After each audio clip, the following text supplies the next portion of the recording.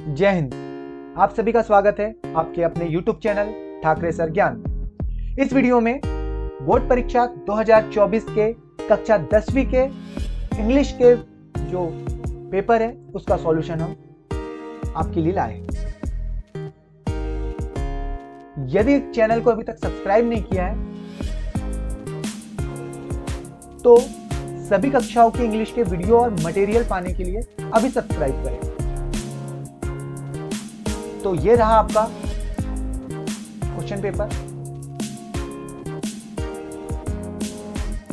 पहला क्वेश्चन है section A में, read the passage carefully. Answering passage है, ये आया है अल्टीमेट चैलेंज दिस डे। इस चीज के बारे में है, मेक माइंड काम, ये मेडिटेशन से संबंधित है। ये तो पहला क्वेश्चन है,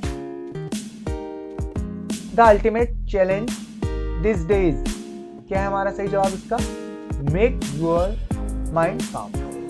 ठीक है। नेक्स्ट है, meditation help student. Meditation students को किस रूप में हेल्प करती है? तो to improve long term performance in study. ठीक है। नेक्स्ट है, the simplest form of meditation is,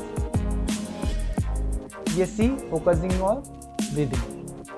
ठीक है। नेक्स्ट है, द वर्ड मेडिटेशन इज, ये हमारा सही जवाब है अ नाउन। नेक्स्ट क्वेश्चन है, which word in this passage mean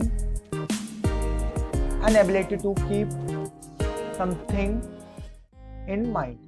तो हमारा सही जवाब है रिटेंशन। ठीक है। नेक्स्ट आंसरिंग पैसेज है फीमेल एजुकेशन के बारे में। ठीक है। पहला है मेनली अबाउट, ये जो अबो पैसेज है किस चीज के बारे में? तो हमारा सही जवाब है वुमेन एजुकेशन। ठीक है। नेक्स्ट है, according to the old African proverb, if you educate a man you, इसका सही जवाब है एजुकेट एन इंडिविजुअल। ठीक है। नेक्स्ट है, we should use education as a weapon, हमें एजुकेशन का उपयोग हथियार के रूप में करना चाहिए। क्यों? To improve the life standard of our women. ठीक है।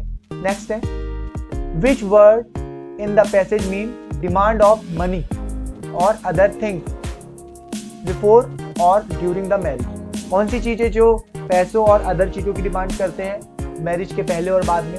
तो हमारा जवाब है बी, दावरी, दहेज। ठीक है। क्या अर्थ होता है इसका? दहेज। नेक्स्ट है वुमेन एजुकेशन, तो हमारा सही जवाब है डी, ऑल ऑफ दी, सभी ABC तीनों सही। ठीक है। चलिए, ये हो गया आपका पैसेज नंबर 2। नेक्स्ट है सुटेबल टाइटल, ये पैसेज आया हुआ है राइटिंग सेक्शन में क्वेश्चन नंबर 3। तो आपका जो सुटेबल टाइटल होता है बेनिफिट्स ऑफ सोलर एनर्जी हो सकता है, या फिर सोलर एनर्जी भी लिख सकते हैं, क्योंकि ये पूरा जो पैसेज है वो सोलर एनर्जी के ऊपर है। 4, आपको एप्लीकेशन लिखना है 3 days लीव की, लेकिन अकाउंट ऑफ कारण क्या देना है? एल्डर्स ब्रदर्स मैरिज, आपके बड़े भाई की मैरिज है तो आपको प्रिंसिपल को एप्लीकेशन लिखना है। जैसे आप 3 days लीव की एप्लीकेशन लिखते हो, लेकिन उसमें आपको सफरिंग फ्रॉम फीवर सिंस नहीं दर्शाना है। क्या दर्शाना है? एल्डर ब्रदर्स मैरिज कारण देना है। ठीक है। चलिए, अगला है, आपको लेटर आया हुआ है, आपके फ्रेंड को लेटर लिखना है। किस चीज के लिए? उसकी brilliant success in high school examination. ठीक है। ये आपको एप्लीकेशन है, इसके अथवा में आया क्या? ये लेटर अपने फ्रेंड को लिखना है। नेक्स्ट है easier,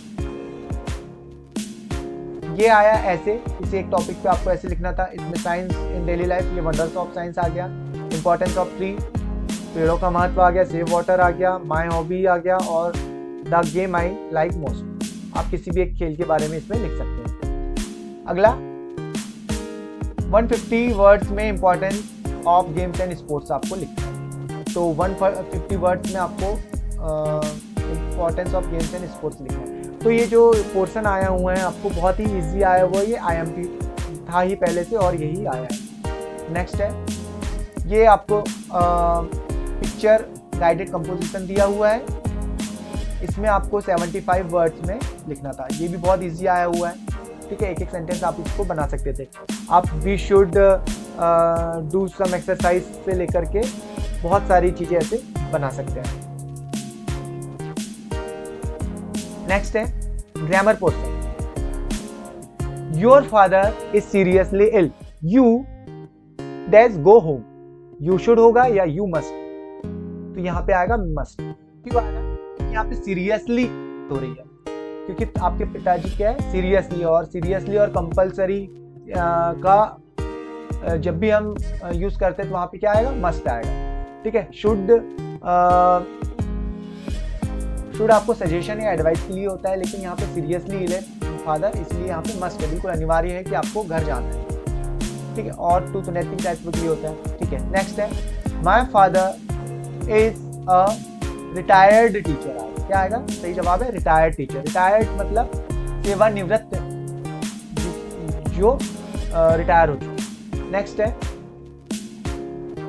how dash time is left, तो यहाँ पे सही जवाब आएगा option C, much. How much time is left, कितना समय बचा हुआ। नेक्स्ट है he exclaimed what a beautiful flower, वह आश्चर्य चकित हो गया और कहा व्हाट अ ब्यूटीफुल फ्लावर, ठीक है। सीता इज मोर इंटेलिजेंट, यहाँ पे क्या ऑप्शन आएगा आपका, more intelligent then any other girl. ये कंपेरेटिव डिग्री का एग्जांपल है, ठीक। नेक्स्ट है I read this book yesterday, मैंने ये पुस्तक कल पढ़ा। तो यहाँ पे आई के साथ में रेड क्यों आया, क्योंकि ये रीड रेड रीड का सेकंड फॉर्म, ठीक है। रीडिंग नहीं आएगा और रीड भी नहीं आएगा। रीड कब आता, जब ये प्रेजेंट सिंपल टेंस का एग्जांपल होता, प्रेजेंट इंडेफिनिट टेंस का एग्जांपल होता, लेकिन ये क्या आया, ये पास्ट इंडेफिनिट टेंस का एग्जांपल, इसलिए वर्ब की सेकंड फॉर्म है रीड।